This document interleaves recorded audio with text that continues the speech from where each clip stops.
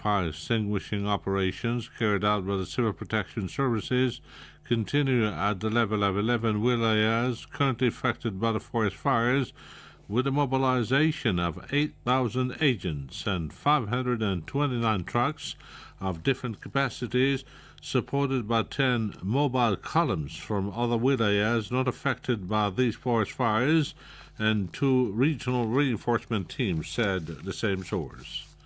At the same time, all firefighting operations are continuing, with the engagement of chartered planes and the bereaved BE-200 water bomber belonging to the ANP Air Force, added the same source, stressing that operations are underway in the affected areas despite the difficult weather conditions and the record rise in temperatures. The local authorities of the wilayas concerned assure the immediate and on-the-ground mobile monitoring of the situation and the management of the preventive evacuation of residents of forest areas to safe places, in addition to the installation of local monitoring cells, indicates the ministry. The Interior Minister, Mr. Brahim Barad, made the following statement.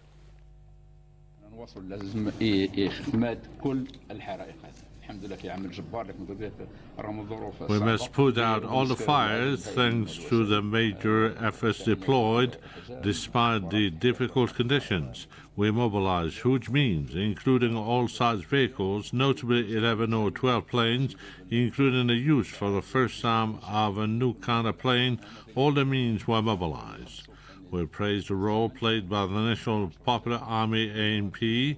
For some have paid the cost. 10 members of the ANP have sacrificed their lives while carrying out their duty.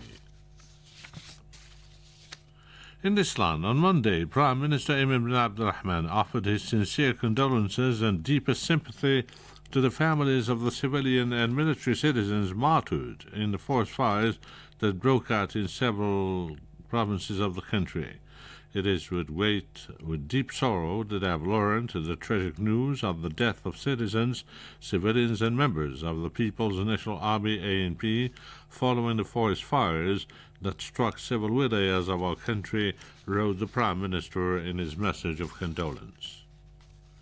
Likewise, the Speaker of the Council of the Nation, Salah Gujil, on Monday sent a message of condolence to the families of the martyred civilian and military citizens following the forest fire that broke out in the villages of Buira, Bijaya, and Jijel and elsewhere, according to a Council press release. A similar message of condolence was also sent by the Chief of Staff of the National People's Army, ANP, Army General Said Changriha. Still in this land, the President of the Arab Parliament, Abdel bin Abdurrahman al-Assoumi, expressed on Monday in a message his sincere condolences and his deep sympathy to Algeria, leaders, government, parliament, and people following the forest fires which caused a number of deaths and injured, said Monday a press release from the Arab Parliament. In other news, on the second day of his working visit to the 2nd Military Region, Army General Said Changriha, Chief of Staff of the People's National Army ANP, supervised a tactical naval exercise on the Western Maritime Front on Monday, according to a press release from the Ministry of National Defense. On the second day of his visit to the 2nd Military Region, Army General Said Changriha, Chief of Staff of the People's National Army, supervised a tactical naval exercise at the Western Maritime Front, the statement said. According to the same source, Army General Said Changriha, who was welcomed at the Marsal Kabir main naval base by Major General Mahfoud bin Maddah, commander of the naval force, reviewed the formation of floating naval units, which presented him honors that followed in the meeting room 2 presentations by the commander of the naval force and the commander of the Western Seaboard, respectively, on the execution stages of the exercise, which crowns the 2022-2023 Combat Readiness Program. The execution of the combat exercise aimed at assessing the operational effectiveness of the participating ships' weapons system was a resounding success in terms of destroying surface targets with high precision in addition to other combat actions. Still in the news, the Prime Minister, Mr. Ayman bin Abdurrahman, received Mr. Mohammed Bil Hussein, African Union Commissioner for Education, Science, Technology and Innovation, who is on a working visit to Algeria at the Government Palace on Monday, according to the Prime Minister's office. In other news, on Monday, the Ministry of Foreign Affairs and the National Community Abroad summoned the Ambassador of Denmark and the Chargé d'Affaires of the Swedish Embassy in Algeria to inform them of Algeria's official protests and firm condemnation of the recurrence of incidents of auto-da-fé and desecration of copies of the Holy Quran, the ministry said in a press release.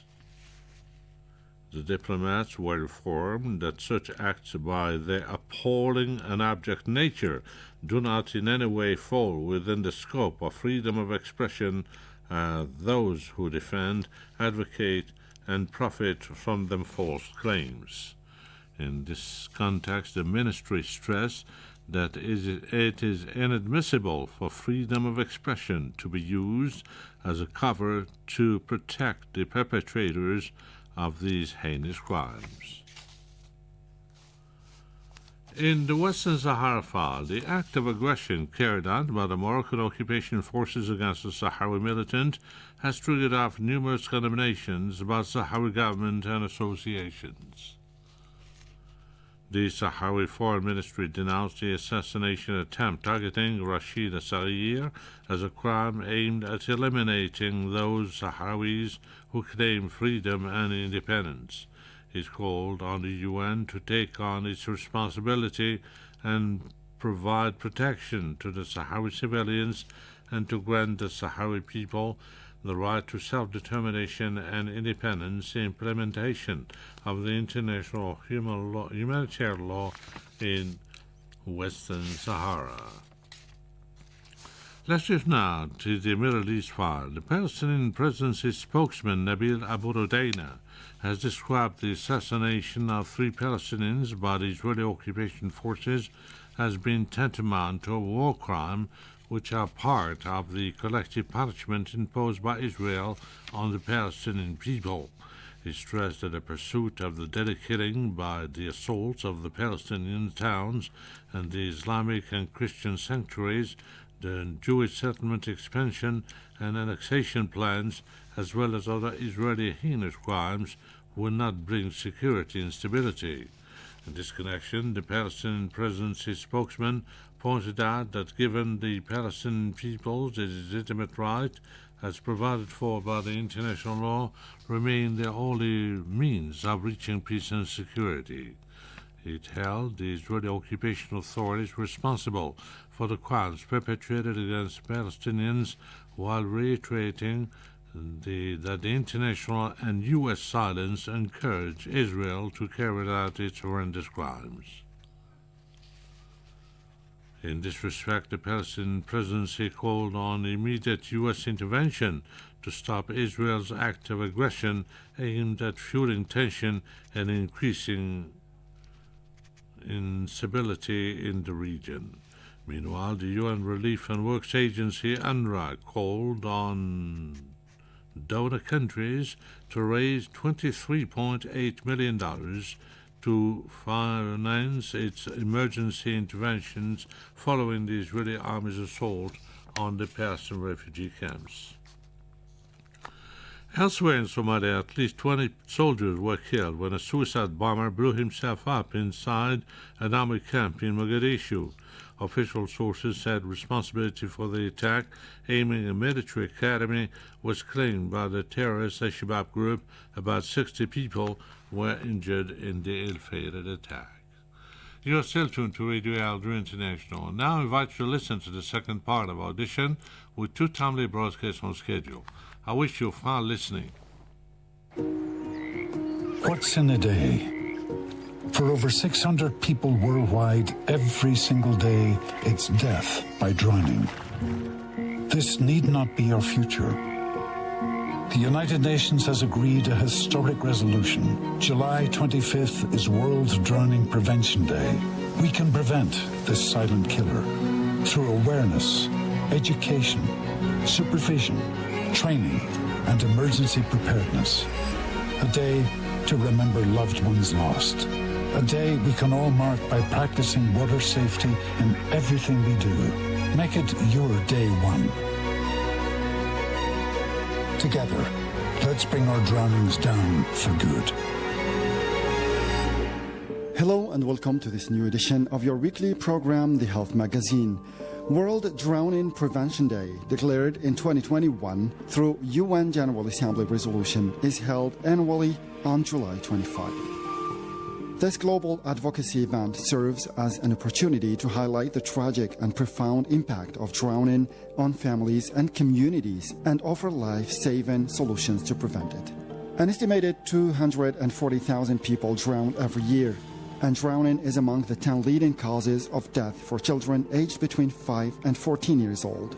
More than 90% of drowning deaths occur in rivers, lakes, wells, domestic water storage vessels, and swimming pools in low and middle-income countries, with children and adolescents in rural areas disproportionately affected.